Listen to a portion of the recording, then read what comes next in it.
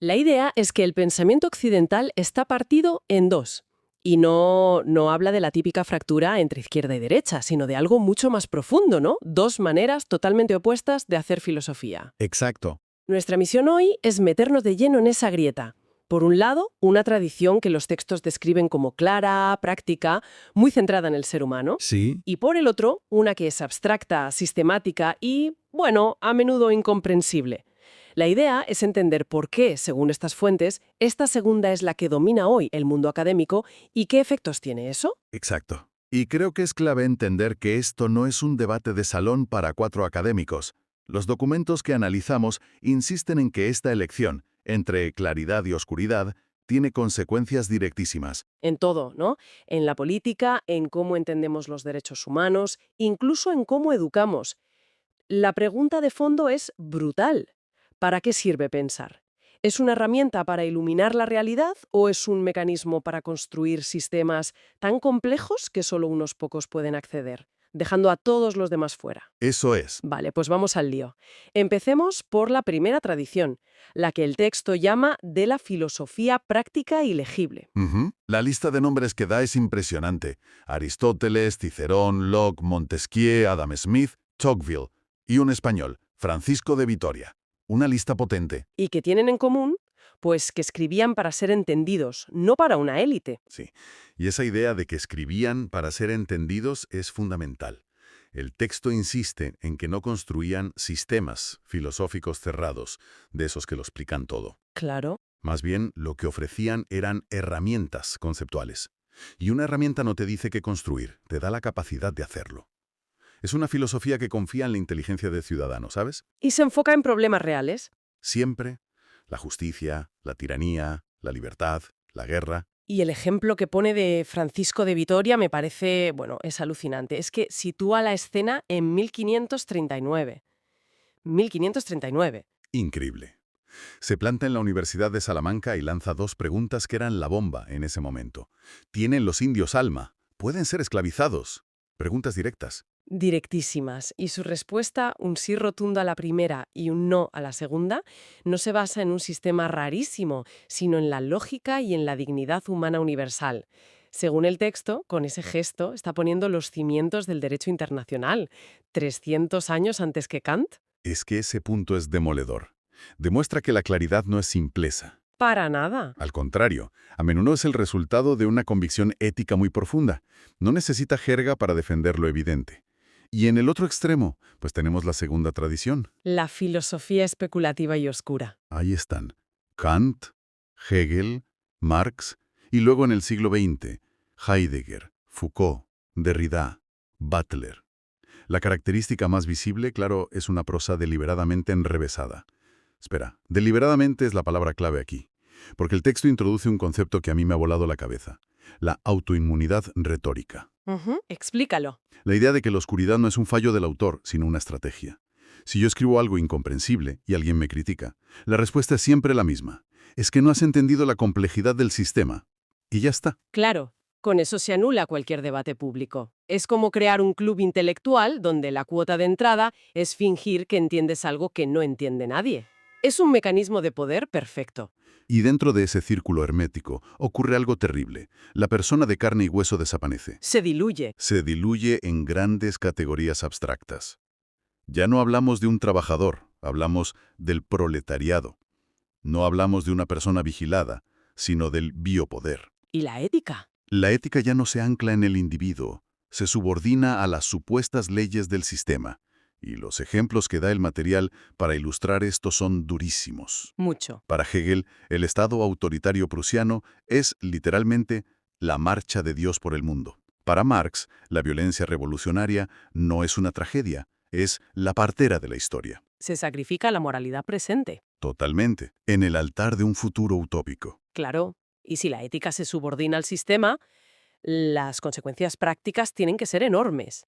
Y aquí es donde el análisis se pone de verdad interesante, porque salta al presente. A lo que vemos hoy. Exacto.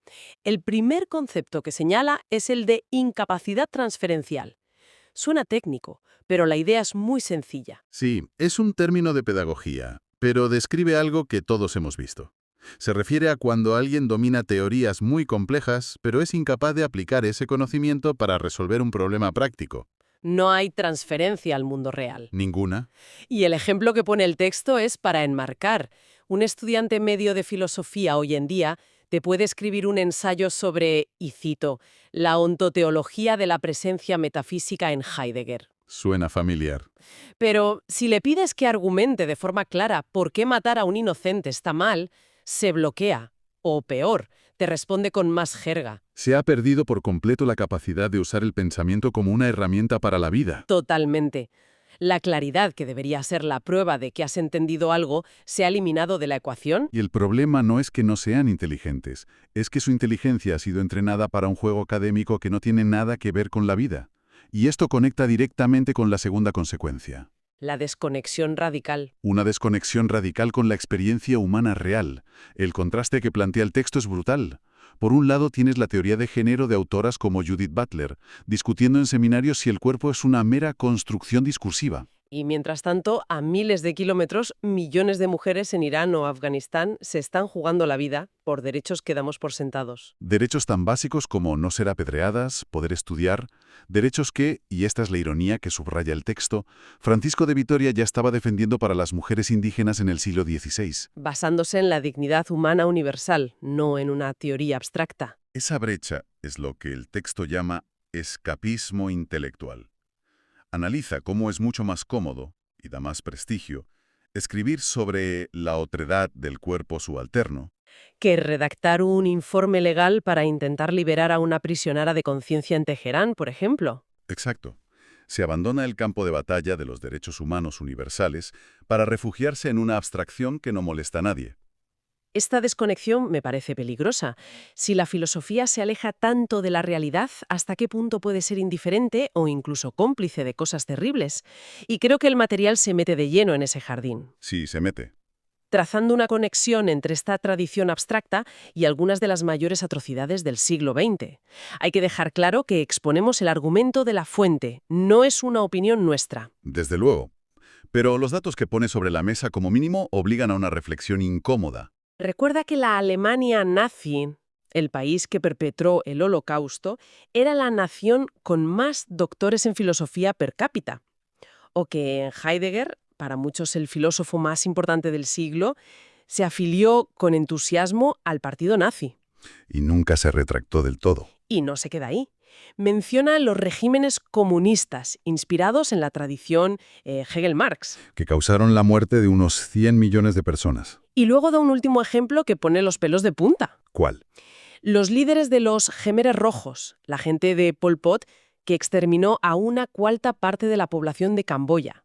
Se habían educado en los años 60 en París, En la Sorbona. sí, y habían sido alumnos y lectores de intelectuales como Jean-Paul Sartre y Michel Foucault. Para. Esto es durísimo. El texto realmente traza una línea directa entre los salones de París y los campos de exterminio de Camboya. Es una acusación gravísima. ¿Cómo lo justifica? No dice que Foucault sea responsable, por supuesto. Lo que intenta explicar es el mecanismo por el cual unas ideas muy abstractas pueden usarse para justificar una brutalidad muy concreta. Describe un proceso en 3 pasos. A ver. El primero, El primer paso es adoptar un sistema filosófico que promete una verdad superior a la moralidad corriente. La historia, la raza, el ser, lo que sea, te coloca por encima del bien y del mal cotidiano. ¿vale? Segundo paso. Se deshumaniza al adversario. Ya no es una persona, ¿no? No. Se convierte en una categoría abstracta. El burgués, el judío, el enemigo del pueblo. Al quitarle su humanidad, eliminas los frenos morales. Y el tercer y último paso es la suspensión de la ética personal. Claro. El individuo ya no se siente responsable porque está convencido de que es un instrumento de una fuerza superior. El proceso histórico, la revolución. Su conciencia queda anulada. La filosofía práctica, la de Vitoria o Locke, al estar anclada en la persona concreta, funciona como una vacuna contra este virus. Entiendo el mecanismo, pero si es tan peligroso, ¿por qué sigue pasando? ¿Por qué se sigue premiando esto en las universidades?